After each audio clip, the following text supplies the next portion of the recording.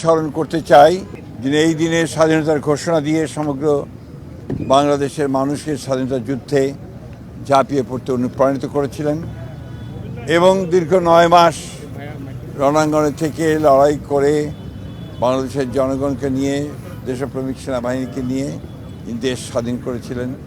তার প্রতি বাংলাদেশ জাতীয়তাবাদী দলের পক্ষ থেকে গভীর শ্রদ্ধা নিবেদন করছি।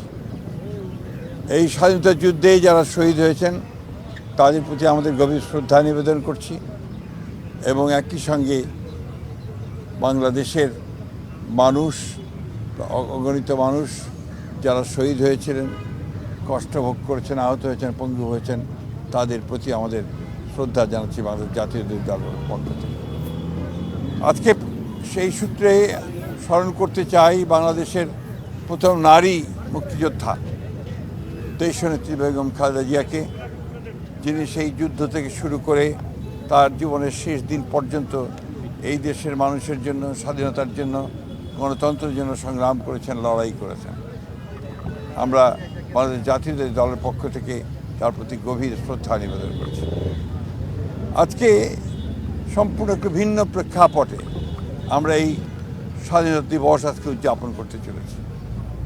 দীর্ঘ 15-16 বছর ফ্যাসিস্টের যাতাকালে বাংলাদেশে যখন গণতন্ত্র ধ্বংস হয়ে গিয়েছিল, স্বাধীনতা বিপন্ন হয়ে পড়েছিল, তখন বাংলাদেশ জাতীয়তাবাদী দল জনগণকে সঙ্গে নিয়ে লড়াই করেছে, সংগ্রাম করেছে।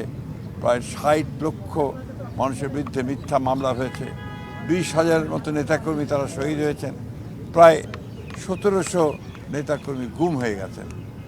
সমস্ত নির্যাতন নিপীড়নকে উপেক্ষা করে বাংলাদেশের মানুষ লড়াই চালিয়ে গেছে এবং সবশেষে জুলাই অভ্যুত্থানের মধ্য দিয়ে, ছাত্র জনতার অভ্যুত্থানের মধ্য দিয়ে বাংলাদেশ আবার নতুন করে একটা গণতান্ত্রিক ব্যবস্থায় ফিরে পাওয়ার সুযোগ সৃষ্টি করেছে।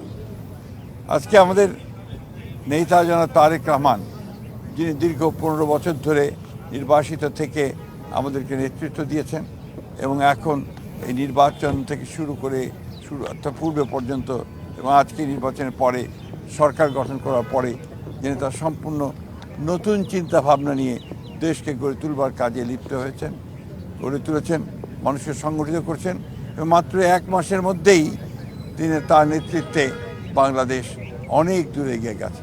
আমরা সবাই জানি যে ফ্যামিলি কার্ড,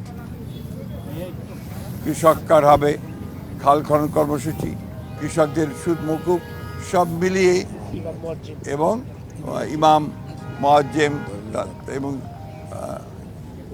পুরোহিত, তাদেরকে চার্চের পাদ্রী, তাদেরকে যে আপনার ভাতা দেওয়া হচ্ছে, সেটাও একটা নতুন কার্যক্রম এখানে শুরু হয়েছে। আমরা জনাব তারেক রহমানের প্রতি অত্যন্ত সারা দেশের মানুষ তারা আশাবাদী, আস্থাশীল এবং এই নেতার নেতৃত্বে বাংলাদেশ অবশ্যই একটা গণতান্ত্রিক, সুখী, সমৃদ্ধ বাংলাদেশে পরিণত হবে, এই বিশ্বাস আমাদের সকলের আছে।